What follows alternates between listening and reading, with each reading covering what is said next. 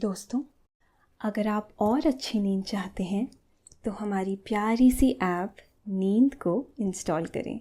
इस ऐप पर आपको एक्सक्लूसिव स्लीप स्टोरीज़ मिलेंगी और आप बिना यूट्यूब प्रीमियम के भी इन स्टोरीज़ को बैकग्राउंड में सुन सकेंगे।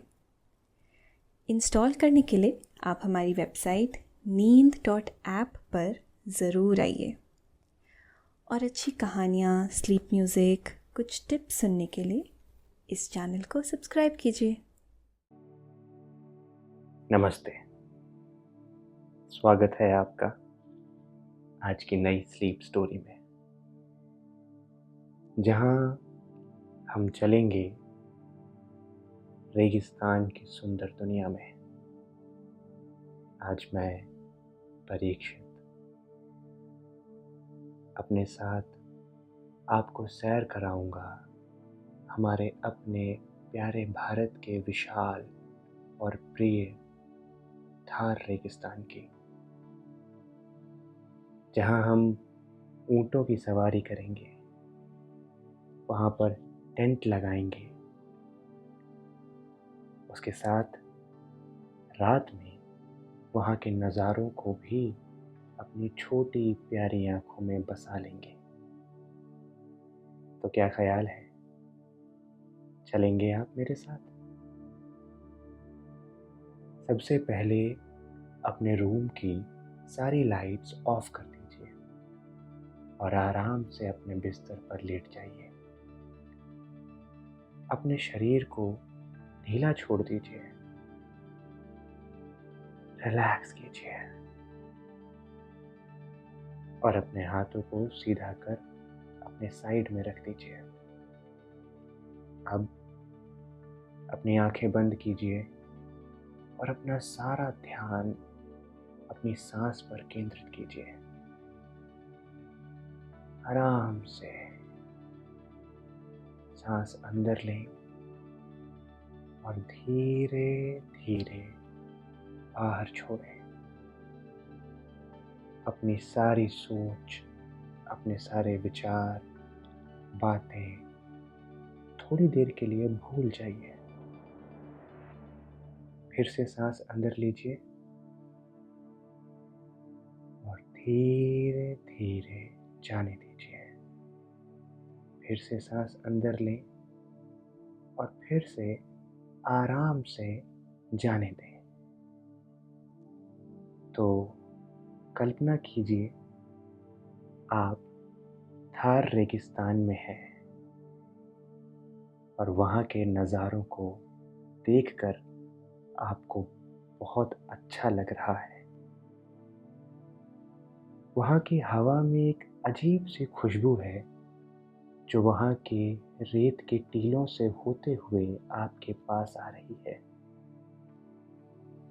ठंड का मौसम है, धूप आम दिनों से कम है और जो धूप आ रही है वो वहाँ टेंट्स पर गिर रही है और बहुत सुंदर दिख रही है।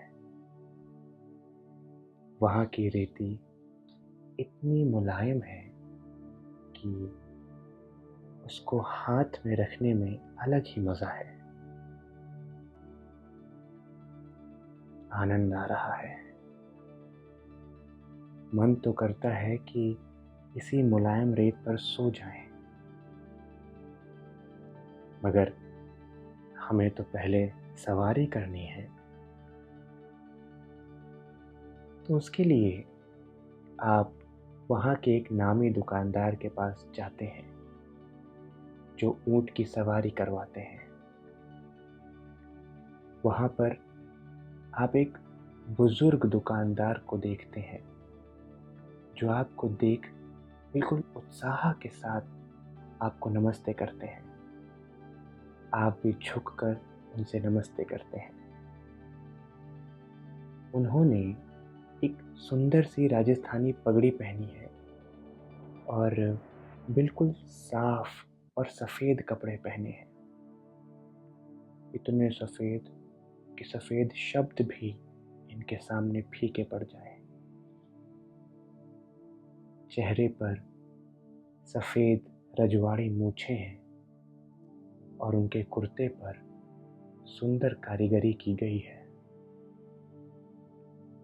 आप उनको और उनकी दुकान को देख ही रहे थे कि तभी उनके लिए एक सुंदर सी लड़की चाय लेकर आती है।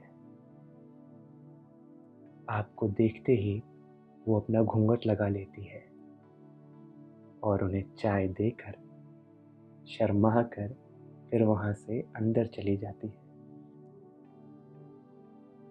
ये दुकानदार चाय पीते पीते आपको एक ऊंट दिखाते हैं जो कि बहुत सुंदर है।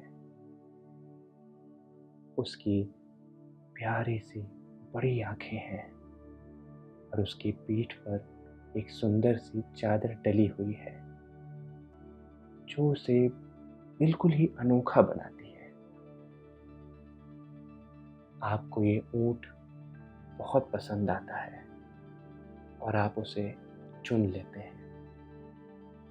उस ऊंट को देखने के बाद आपको लगा कि आपके बकेट लिस्ट में से एक विश पूरी हो गई। वो थी ऊंट की सवारी करना। जब आप छोटे थे तब आपने बस इसकी फ़ोटो अपने किताबों के पन्नों में देखी थी और अब पहली बार उसे आप असलियत में अपने सामने देख पा रहे हैं। आपको ये भी याद आता है कि आप कैसे अपनी फैमिली को बोलते थे कि आप ऊंट की सवारी करना चाहते हैं। उस ऊंट को देख आप उसके पास गए और अपने हाथों से उसके चेहरे पर प्यार से सहलाने लगे और वो एकदम से आपकी तरफ देखता है और पता नहीं क्यों आपको एक कनेक्ट सा महसूस होता है उसके साथ और वो आपको प्यार से अपने गले से लिपटा कर आपसे प्यार जताने लगता है। वो दुकानदार आकर बोलता है कि ये बहुत ही अच्छा है, हर टूरिस्ट के साथ इतना प्यार से रहता है। कमाल नाम है इसका। नाम सुनते ही आपको लगता है वो नाम कहीं इसकी सुंदरता को देखकर ही रखा गया है, बिल्कुल कमाल जैसा।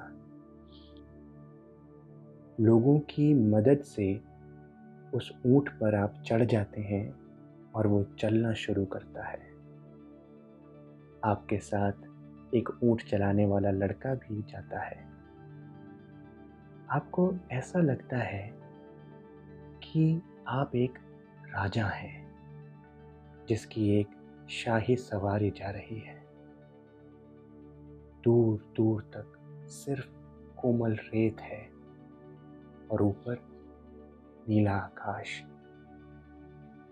चलते चलते आप एक गांव के पास जाते हैं जहां आप पानी पीने के लिए रुके हैं। वहां आप देखते हैं कि छोटे छोटे प्यारे बच्चे खेल रहे हैं। उन्होंने पुराने से शर्ट पैंट पहनी हुई है। वो आपको जिज्ञासा से देख रहे हैं और आपको देखकर मुस्कुरा रहे हैं। आप भी वापस उनकी तरफ मुस्कुरा देते हैं। वहाँ पर थोड़ी देर रुकने के बाद आप फिर रेगिस्तान की सैर पर निकल जाते हैं। सैर करते करते वक्त कैसे बीत जाता है पता ही नहीं चलता और शाम हो जाती है। कमाल के ऊपर बैठ के आपने बहुत सारा रेगिस्तान घूम लिया। उसके कदमों के निशान दूर दूर तक बन गए हैं। वापस आते हुए आप दूर रेत के टीलों के पीछे सूरज को डूबते हुए देख रहे हैं। वो बड़ा सा सूरज धीरे धीरे रेत के टीलों के पीछे छिप रहा है और आप उसे देख रहे हैं। जो एकदम नारंगी गेंद की तरह लग रहा है। चारों तरफ एकदम शांति है। धीरे धीरे शाम ढल रही है। चारों तरफ अंधेरा छा रहा है। दूर छोटी छोटी लाइट्स जलना शुरू हो गई हैं। अब सुबह की गर्मी चली गई और ठंडी दबे दबे पांव से आपकी तरफ चलकर आ रही है। आप धीरे से ऊंट से उतर रहे हैं और वहाँ के मशहूर प्रताप विश्राम स्थल पर जा रहे हैं, जहाँ सब अपने टेंट लगा रहे हैं। आपको एक बेहद ही सुंदर और अच्छी सी जगह मिल जाती है, जहाँ आप अपने टेंट लगाने का काम शुरू करते हैं और थोड़ी सी मेहनत करने पर ही आपका ये टेम्परेरी टेंट बनकर रेडी हो गया है, जो बहुत अच्छा और मज़बूत है। टेंट बनाते हुए कब रात हो जाती है आपको पता ही नहीं चलता और पूरा आसमान सितारों से भर जाता है। मानो कि आप मोतियों की झोली को देख रहे हो और उसकी सुंदरता को देख आप कहीं उसमें खो से जा रहे हैं। उस आसमान को देख आपको सुकून मिल रहा है और मन करता है कि आप उसी में डूब जाएं। इससे पहले इतना साफ आसमान आपने शायद अपनी ज़िंदगी में ना देखा होगा, कभी अच्छे से देखा नहीं था। इतने सुंदर सितारों के ढेर में आप मानो खो गए हैं और सोच रहे हैं कि यही है स्वर्ग। प्रकृति के पास है, प्रकृति के नज़दीक है। पर रात की ठंडी के कारण आप बोन फायर की सोचते हैं। आपने पहले से ही अपने बैग में सूखी लकड़ियों का बंडल रखा हुआ था। आप उसे निकालते हैं और माचिस की मदद से आग लगाते हैं। आपकी मेहनत रंग लाती है और उसमें से आग निकलती है। इतनी गर्माहट कि आपको आसपास की ठंडक का एहसास ही नहीं हो रहा है। छोटा सा ये आग का ढेर बहुत सुंदर लग रहा है और आपको अपने बचपन की याद दिला रहा है कि कैसे सर्दियों में सब इसी तरीके से आग जलाकर इसके चारों तरफ बैठे रहते थे और आग सेकते थे। साथ में बैठे लोग एक दूसरे को कहानियाँ किस्से सुनाते रहते थे। यादों के भंवर में आप गोते लगा ही रहे थे कि तभी आप आकाश गंगा की तरफ देखते हैं और एक टूटता हुआ तारा आपको दिखाई देता है। उसको देख आप अपने मन की इच्छा मांगते हैं और वो बहुत ही सुंदर तरीके से एक कोने से दूसरे कोने में चला जाता है। टूटते तारे को देख आपको ये भी याद आता है कि कैसे आप जब छोटे थे और आपने जब अपनी ज़िंदगी में पहली बार एक टूटते तारे को देखा था, तब आपने अपने मम्मी पापा को आंख बंद कर विश मांगते हुए देखा। तो उनसे मतलब पूछने पर उन्होंने बताया था कि इस तारे को देखकर अगर कोई भी विश मांगोगे तो आपकी वो इच्छा पूरी हो जाएगी। कितने मासूम हैं वो लोग। ऐसे ही टूटते तारों से कुछ मांगने से मिल जाता तो लोग मेहनत करना ही छोड़ देते। आपके चेहरे पर एक मुस्कान आ जाती है। आपके पास बिल्कुल शांति है जो आपने कभी महसूस ही नहीं की। आपको पहली बार इतना समय अपने साथ बिताने का मौका मिला। आग की लपटें बिल्कुल सुंदर तरीके से पानी की लहरों की तरह शांत हो गई हैं, जो आपको आरामदायक गर्मी दे रही है। आपके पैरों को थोड़ी सी गर्मी लगती है क्योंकि आप इतनी देर आग के सामने जो बैठे हैं, तो आप अपने पैरों को रेत के अंदर डाल देते हैं। फिर आपको अचानक से अजीब सी खुशी मिलती है। लगता है कि वो मुलायम रेत आपके पैरों को ठंडक दे रही है, जो आपको बहुत अच्छा लग रहा है। आज पूरे दिन घूमने के बाद आपके बदन में थोड़ी सी मीठी थकान है, इसीलिए आप अपने टेंट के अंदर लेट जाते हैं। लेटते वक्त आप आज किए गए चीज़ों को फिर से अपने दिमाग में देखते हैं। वाह, आज का दिन कितना हंसी भरा और मज़ेदार था। और निश्चय करते हैं कि फ्यूचर में मौका मिलने पर आप यहाँ फिर घूमने आएंगे। आप अपने हाथों से अपने बालों को सहला रहे होते हैं, जो आपको थकान से छुटकारा देते हैं। आप अपने कंधों को ढीला छोड़कर गाना गाना शुरू करते हैं। इतना अच्छा लगता है कि यहीं रह जाने का मन करता है। प्रकृति एक इंसान को बहुत अनजान तरीकों से अपने साथ एक करती है। यही तो इसकी लीला है।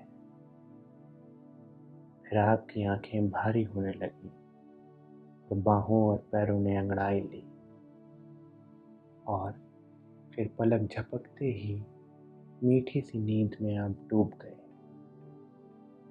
ऐसी शांति के साथ जो शायद आपको कहीं नहीं मिलती। उसी आग की गर्मी से आपको सुकून मिल रहा है, और ये बड़ा सा आसमान आपके लिए अभी भी चमक रहा है। बस आप ही हैं जो नन्हे से बालक की तरह अपनी माँ के पास सुकून से और शांति से सो रहे हैं, और माँ प्रकृति अपने सुंदर अनसुने शब्दों और तरीकों से आपको ये सुंदर एहसास दिला रही है। उस बड़े आसमान को देखते हुए और बेहद आरामदायक बिस्तर में आग की गर्मी से आपको पता ही नहीं लगता है कि आपको कब नींद आ जाती है और आप सो जाते हैं। रेगिस्तान आपको एक बिस्तर की तरह सुला रहा है। पास से शीतल हवा चल रही है। आग अब भी जल रही है, और इस एहसास के लिए कोई कुछ भी करने को तैयार हो सकता है। मगर आप बिल्कुल गहरी नींद में आराम से सो रहे हैं, और प्रकृति माँ आपको लोरी सुना रही है।